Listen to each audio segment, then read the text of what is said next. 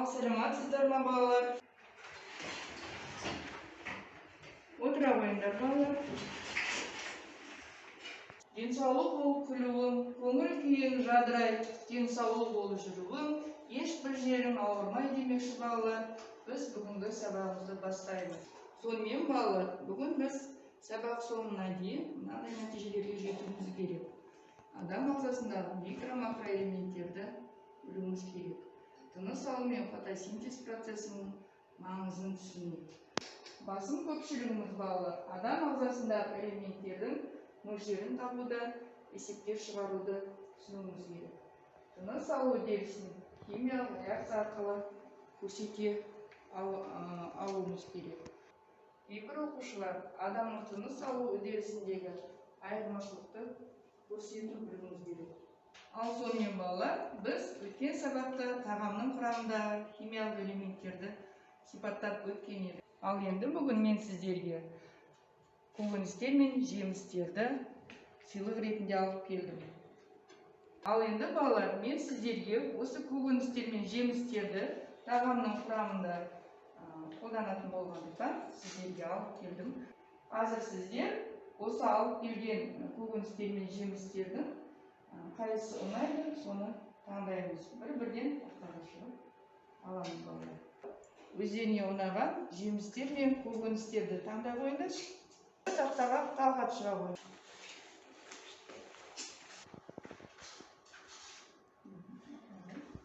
Жұмабай, қайсысы ұнады сізге?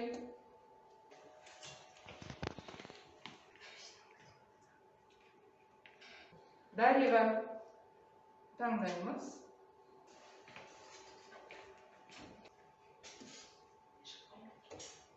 Жанел, шыға қой тақтаға.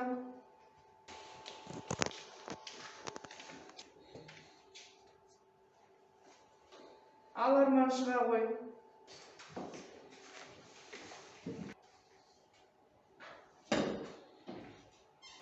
Нұржан, таңдай қой.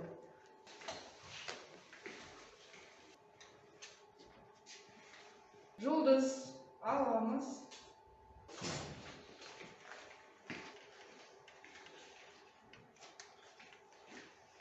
Ал Мади, шыға қой.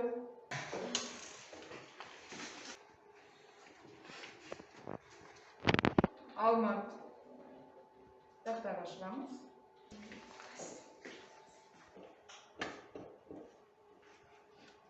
Жансая, ұнағанын ала қой.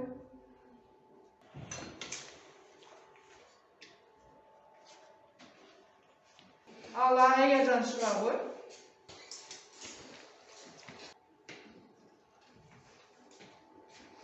Жұмабай, қаны нені алдық көрейік? Мен қолымда киви, оның ішінде магний элементі бар. Арман, нені таңдадың? Менің қолымда құрма, бұл цитрус өсімдікке жатады. Бұның құрамында С дәрумені бар.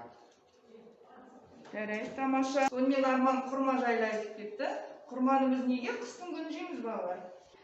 Өйткені ол ыстық аймақта піседі, біз оны қыста жейміз, ол иммунитетке өте пайдалы. Жарайды, тамаша. Жансая, көкөніс таңдадың ба, жеміс таңдадың ба? Мен сәбіз таңдадым, себебі оның құрамында калий, натрий, фосфор бар, және ол бойдың өсуіне, көздің көруіне жақсы көмектеседі. Талғат жеміс таңдаған екен. Мен қызыл алманы алған себебім, ол жасыл алмадан қарағанда тәттірек. Жанел, нені таңдадық? Мен картопты таңдадым, себебі оны барлық тамақтарға қосады, оның құрамында калий, көмірсу, крахмал бар, ол жүрек қызметін жақсартады. Жұлдыз, қандай жемісті таңдадық? Мен апельсин жемісін таңдадым, өйткені ол маған өте ұнайды. Оның ішінде калий, магний элементтер бар, ода С, А, В6, В9 дәрумендер бар, ода натрий мармелад, шырындар және косметикалық маскалар жасалады. Дариға, сізге не ұнаған екен? Мен сүйікті көкөністің жүгері, себебі оның құрамында ПП, Е, Д дәрумендері және калий, кальций, фосфор элементтері бар. Ал Аяжан, biz qanday көкөністі таңдаппыз? Мен қиярды таңдаған себебім ода магний элементі бар және де ол теріні жақсартады. Майди айта ғой, біз нені таңдадық? Мен қызыл бұрышты алдым, өйткені ода А, С витамині бар және А витамині бар және магний элементі бар.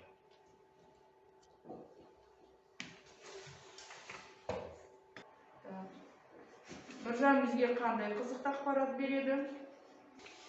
Мен қолымда қызанақ маған қатты ұнайды. Ол органикалық дәрумен. Оның ішінде В, ПП, С дәрумені бар. Алма, қандай жемісті таңдаған екен? Көрейік. Мен алдым алма, оның ішінде темір бар. Ол темір жақсартады. Яғни қанның көбеюіне көмектеседі екен. Солай ма балалар? Жарайды, Алмат. Сонымен егер ағзада темір жетіспесе тағы қандай ауыру болуы мүмкін? Анемия. Біз өткен сабақта тағамның құрамындағы көмірсулар, натрий, ақуыздарға сипаттама беріп өткен едік. Енді сол жұмысына байланысты мен сіздерге тесттік жұмысын дайындадым. Қазір соткаларға немесе нетбуктарға кіресіңдерді мен мына ссылканы жібердім. Осы ссылканы басып тестті орындаймыз.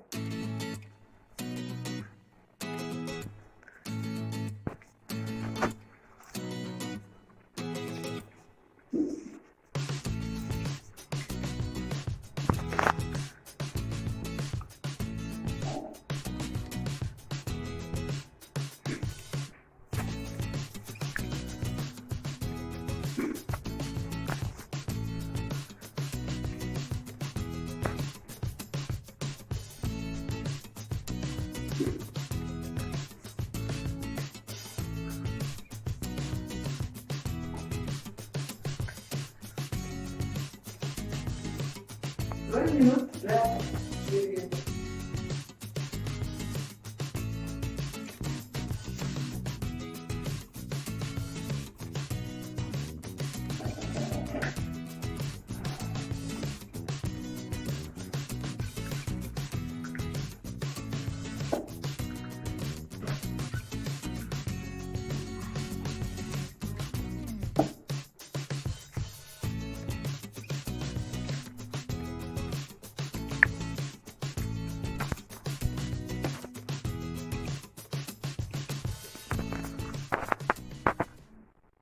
Al vaqtlarni tayyordi ballar. Endi taqtaga qaraymiz-da. Men sizlarga hozir qo'rqinchini chiqarayim sizlarga. Al qo'ymen ballar, sizlarning o'rnagan testlaringizni men mana yerga qo'rqindisi keldi. Qo'rqindisi bo'yicha aytib ketayim. Bizga 16 so'roq bo'ldi. 16 so'roqqa o'ta yaxshi to'g'ri javob bergan bu Jansaya, Dariga qaraymiz. Nurjan және Arman ekan. Ya'ni qarab o'tirsanizlar, sha'nida bizga taqtaga qaraymiz. Bizning bolalarimiz buni grafik turida berilgan ekan. Qaranglar. Ya'ni bu uy topshirmasi bo'yicha sizlar aql uskulosi narxlarida qalay tushuntirganingiz bo'yicha qo'rqindi. Endi olgan bolalarimizni hozir baqlov parag'ina 2-topshirmaning qanday yozib qo'yinglar. Yani o'ta tomosha o'rnagan o'quvchilar qani aytib ketdi-da bolalarga. 4 o'quvchi 16 balla olgan ekan. Undan keyin 14 balladan olgan 2 o'quvchi bor ekan. 13 balladan olgan o'quvchilar bor ekan. Al qo'ydinglarmi baqlov parag'ini? Sonымен bolalar denсаулығымыз мықты болу үшін біз дұрыс тамақтануымыз керек ekan-da. Ағзаға қоректі заттар керек ekan. Сондай қосылыстарға, яғни біз жатқызады екенбіз, минералдар, дәрумендер, талшықтар, сулар. Ал қан айта қойыңдаршы, минералдар дегеніміз не? Ал жаңа Минералдар дегеніміз аз мөлшерде қажет етілген. Отыра ғой, яғни адамның ағзасына керек екен-да. Келесі дәрумендер. Дәрумендерді де біз өткен жолы айтып кеттік. Ал Дариға айта ғой. Жарайды, отыра ғой. яғни дәрумендер А, В, С, Д, Е, Е деп бөлінеді. Келесі, дұрыс тамақтану үшін тағы да біздер талшықтарды қабылдауымыз керек. Талшықтар бұл ішектің дұрыс жұмыс істеуі үшін тағамда болатын қажетті қосылыс. Және ағзаға тіршілік көзі керек екен. Біз қандай элементтен тұрады екенбіз? Элементтер белгілі бір атомдардан тұрады да. Атомдар бұл бөлінбейтін бөлшек екен, ең кішкентай. Әлемдегі барлық материалдар жасау үшін біз әртүрлі элементтерді қолданамыз. Сол сияқты адамдар да элемент атомдарынан тұрады екен.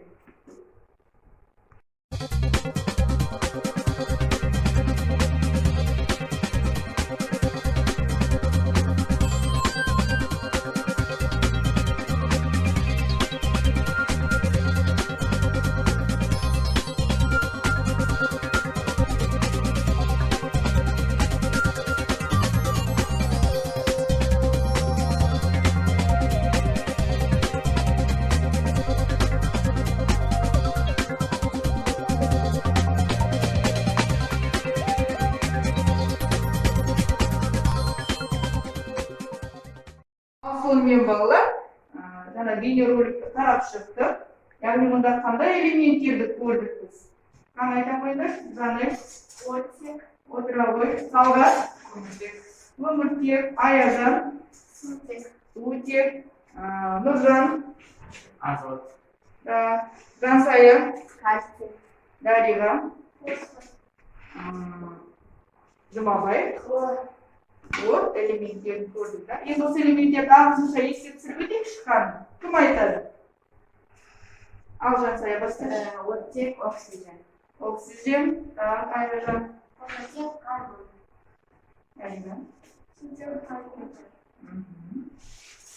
Азот, найдроген. Алла. Кальций.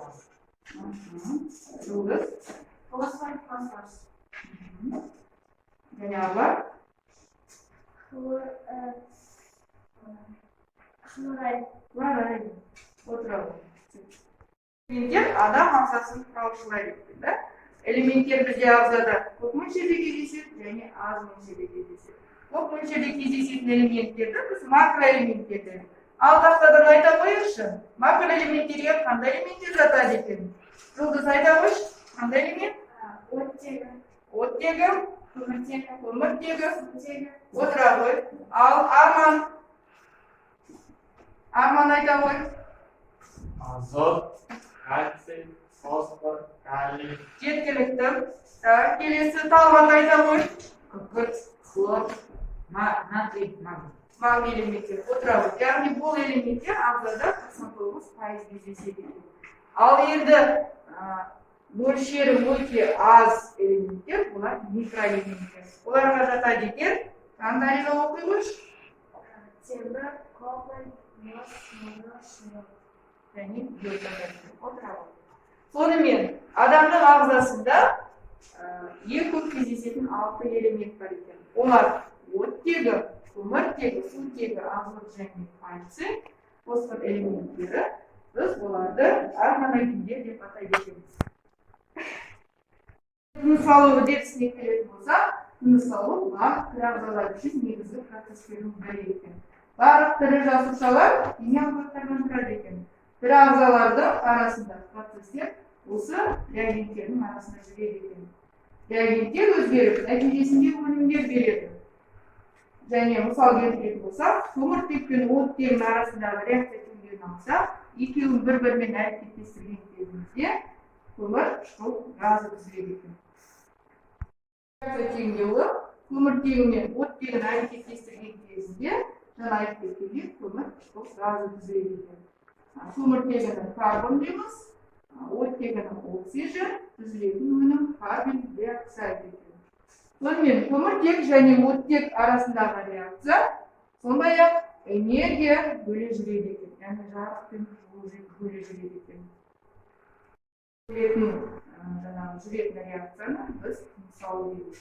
Тыныс алу барысында көміртегі бар заттар ол тағамдарда кездеседі. Ал оттек ауада немесе судан алынады. Энергия жасушадағы басқа да реакциялар жүру үшін қолданады екен. яғни тақта қарап отырсаңыздар бірнеше мысал келтірейік.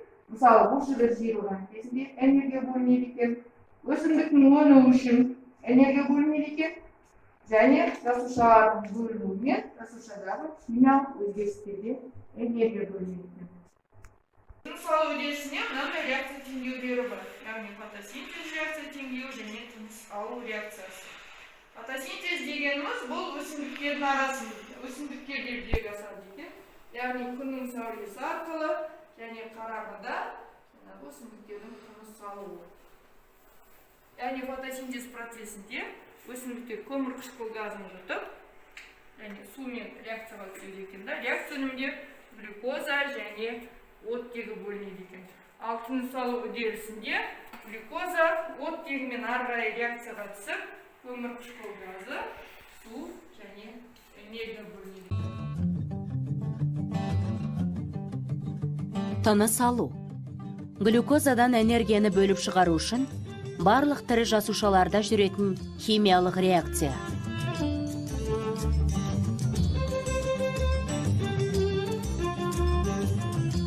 Ол көбіне аэробта тыныс алуға қатысты. Бұл жағдайда глюкоза оттекпен реакцияға түсіп, көмірқышқыл газы, су және АТФ түріндегі энергия бөлінеді.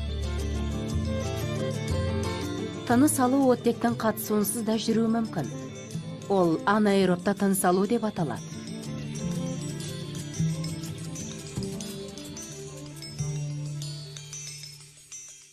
Бейнебаян көрдік. Енді осы бейнебаян бойынша сұрақтарға жауап бере қояйықшы. Ана, бірінші сұраққа кім жауап береді? Жансая. Тыныс алу қайда жүреді? Бейнебаянда фотосинтез процесін көрдім. Отыра ғой. Екінші сұрақ бойынша жауап береді, ал жаңа жауап береді. Тыныс алу физикалық процесстәрде химиялық процесс. Қайсы болады екен? Химиялық процесс. Отыра ғой. Сұраққа жауап береміз, ал Маржан жауап береміз. Реакцияда қандай заттар түзіледі? Көмірқышқыл газы, су, энергия. Және энергия. Отыра ғой. Сұраққа қайсысын жауап береміз? Ал Айжан жауап береміз. Тыныс алудың қандай түрі белгіленгені жауабы өсімдіктердің тыныс алуы. Отыра ғой.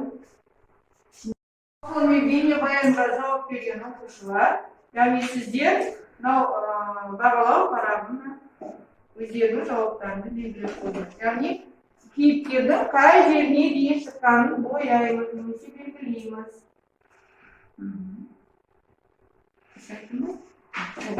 Енді тыныс алу бойынша мынандай тапсырманы орындайық, біліміңді тексер. Яғни тақтада бізде екі сурет берілген. Біріншісінде жабық ыдыста шкаф берілген, екінші ыдыста жабық ыдыстағы өсімдік қойылған шкаф берілген. Ал сұрақты оқып, сұрақтарға жауап бере қояйық. Кім сұрақты оқып жауап береді? Ал Жұмабай. Тыныс алу үшін қандай газ қажет? Оттек. Меніңше оттек, жарайды. Келесі сұрақ. Майди жауап береді. Тыныс алу нәтижесі жылады. Ал келесі сұраққа жауап береді. Арман жауап береміз. Шкафпен жүргізілген тәжірибені түсіндіріңіз. Бірінші жабық ыдыста шкафқа ауа жетпегеннен өліп қалды. Ал екінші жабық ыдыста жапырақтар бар болғандықтан ал енді сонымен сабағымызды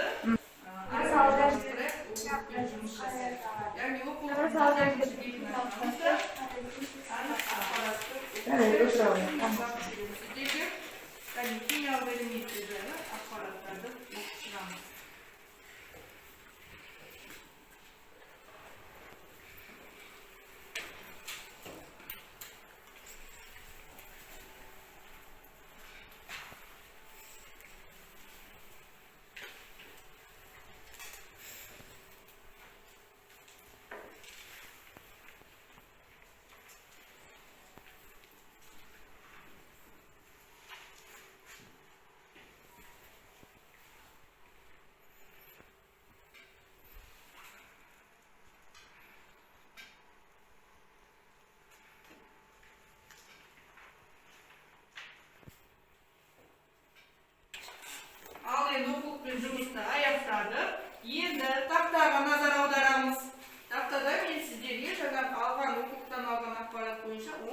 сұрақ құрастырды. Яғни қазір сол сұрақтарға иә жоқ деп жауап береміз.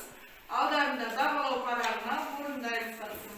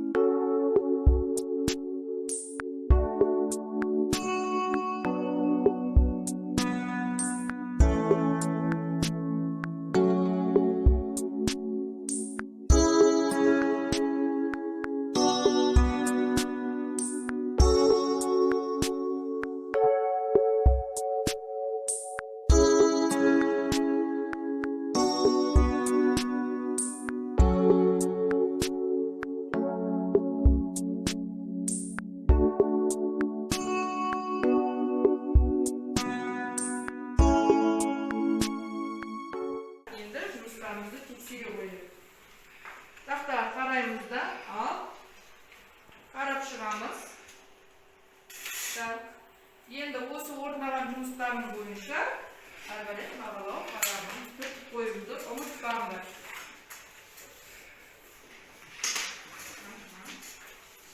Ағашқа өргелеп шығып жатырмыз ба, әлде бір орындақтырмыз ба балалар? Алға жылжып жатырмыз да, әлеға жылжып жатырмыз. Тамаша. Жарайды. Келесі тақтаға көңіл аударамыз. Келесі тапсырма бос орынды толтыру.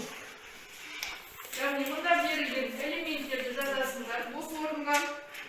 Келесі оларды емдейтін дәрілерді жазып шығамыз. Ал орындаймыз балалар.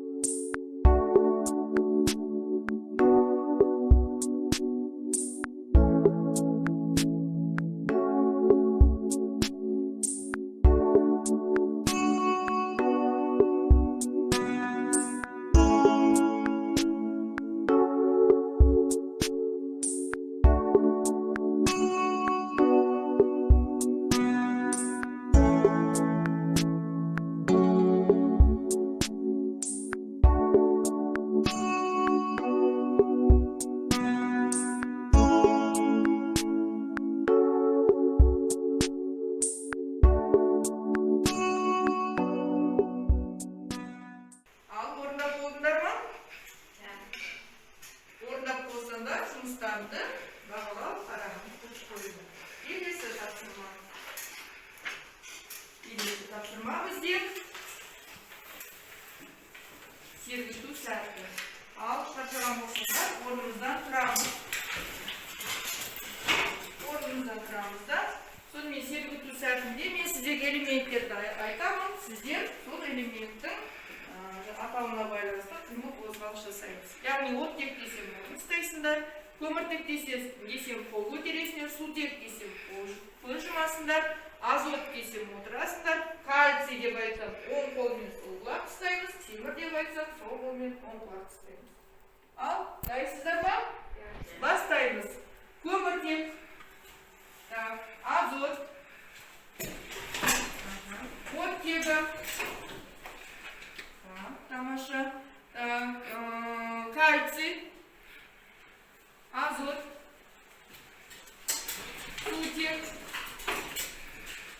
сутек, көміртек, оттек, темір, кальций. Тамаша, жарайды, отыра қойды. Ал енді әрі қарай келесі тапсырма, енді есеп шығаруға керек шығару. Сонымен тақтада мен сіздерге есеп бердім. Берілгені бірінші есепті шығарып көрсетемін, әрі қарай біз орындаймыз. Сонымен адам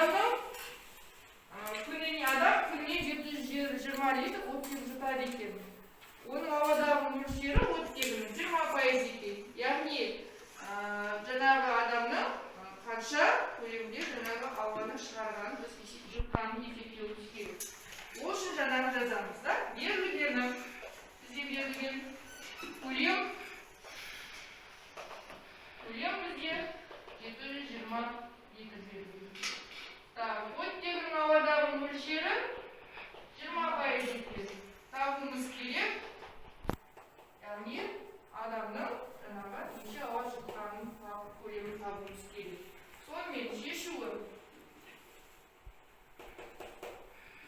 көлемді табатын болса, яғни жаңағы адамның күніне бөлген жаңағы 720 литр оттегін, жұтқан оттегіні жаздық. Оны көбейтеміз 100%-ға, бөлеміз. Ауадағы мөлшері 20% екен. Сол кезде бізде мына шығады. Есептеуге 120-ға қысқартсақ 5, көбейтсек 3600 литр болады екен. Сонымен жауабы адамға қажетті ауаның көлемі нешеге тең екен? 3600 литрға тең екен. Енді екінші тапсырмада дайын сіздерде кесте тұр. Осы кесте бойынша сіздер өздеріңіздің салмақтарыңызды алып, ағзаларыңыздағы осы элементтердің мөлшерін есептейміз. Сонымен екінші есепті қалай шығарамыз? Яғни, өз салмақтарында арасында, мысалы мен табайын оттегі, өзімнің ағзамдағы оттегінің жаңағы мөлшерін табайды. Мысалы мен 85 килограмм болатын болсам, оны көбейтемін. Оттегінің мөлшері 60-ға тең. Оны көбейтемін да, бөлемін 100%-ға. Сол кезде менде шығады. Мынандай қысқартуға болады да, 20-дан 20. Яғни 85-ті көбейтемін. Мында 3, бөлім 5 да. Аны көбейте қояйын. 83-ті көбейтеп 240, 225-ті бөлеміз 5-ке, тең 21 килограмм шықты менің. Дұрыс па? Яғни сонда менің ағзамда оттегінің мөлшері 21 килограмм. Егер граммға айналдырсақ, 21-ді мыңға бөлеміз. Түсінікті, да? Келесі кім тақтаға шығады осы есептен? Ал Жансая шыға ғой. Шыға ғой. Келесі элемент көміртегін шығарамыз.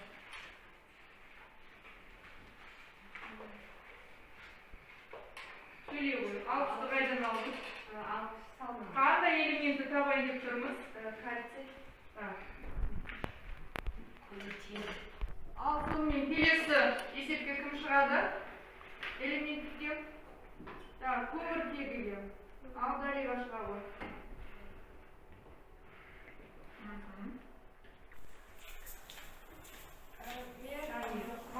Көміртегі сөйлейміз. Дария сөйлейміз сабақайды. Осы қайдан алдым? Өзім салмағы. Онды қайдан алдым? Салмағым 23 килограмм. Оны көбейтемін 0,5. Сонымен келесі элемент анықтай қойып, кім шығады? Арған шығамыз да. Бөлемін деп қойды. Аны сөйлеп шығарамыз. Қай элементті табасын? 0,1. Қай элементті табамыз? Көміртегіні жазамыз.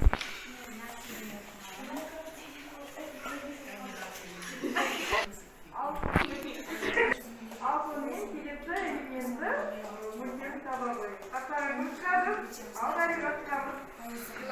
Қай элементті аласын дариға? Шығара қойып. Мен магний элементін алдым.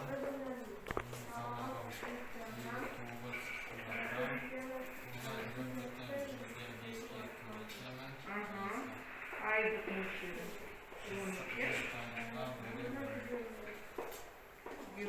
Яғни 30 килограмм деп жазасыз. Өлшем бірін жазуды ұмытпаймыз.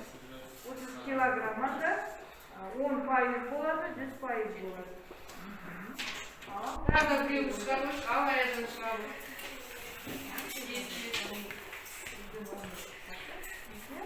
бөлігі. Біз қай элемент анықтағымыз келіп тұрмыз? Ал анықтаймыз. Соны не анықтадың, Зарина?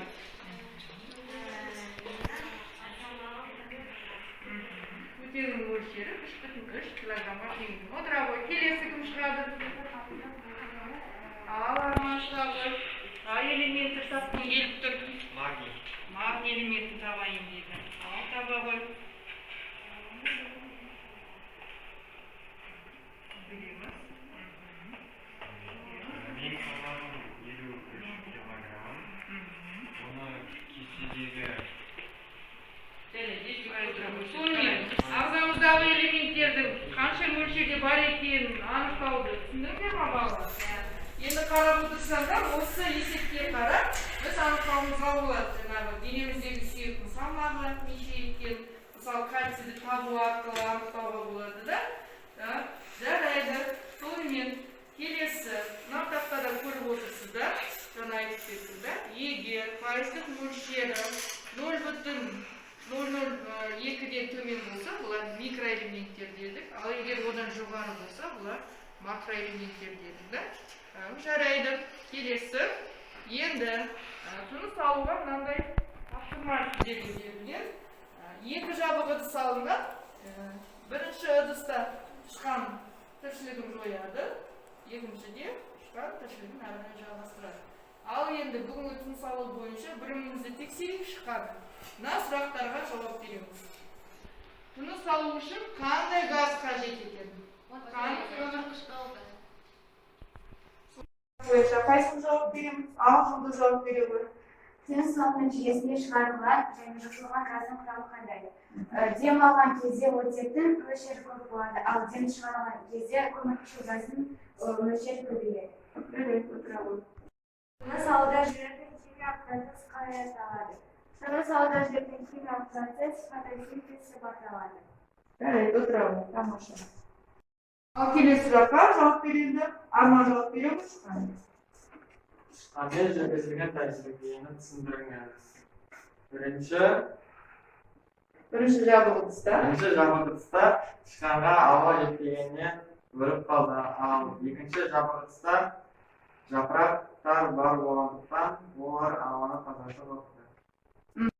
Сонымен балалар, зертханалық тәжірибе жұмысымыз тақырыбы тыныс алу үдерісін зерттеу.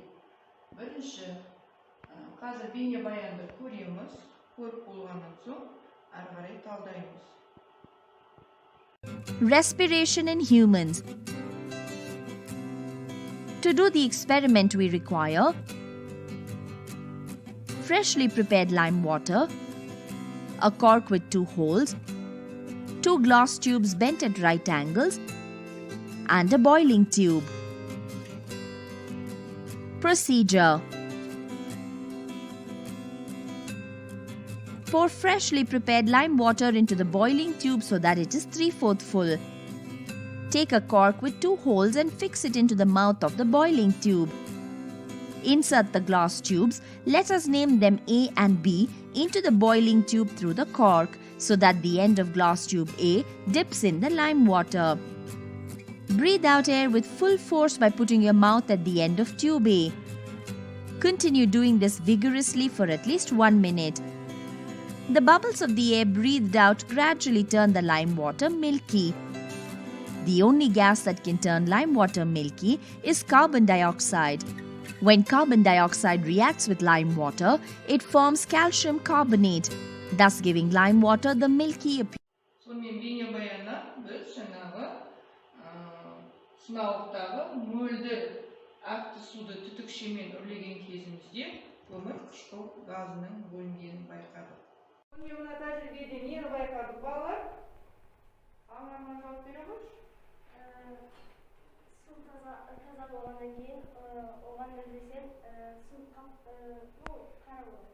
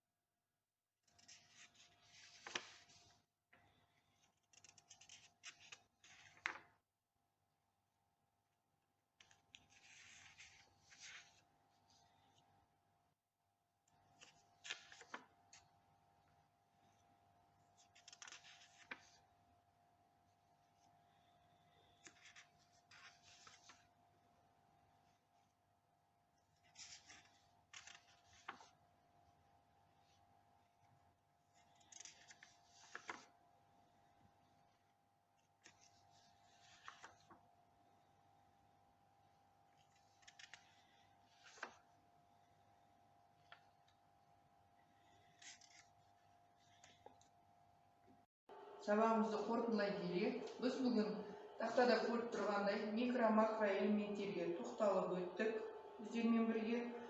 Осы элементтер жайлы ақпарат алдыңыздар және өз ағзаларыңыздағы осы микро макро элементтердің мөлшерінің пайыздық үлесін анықтадыңыздар.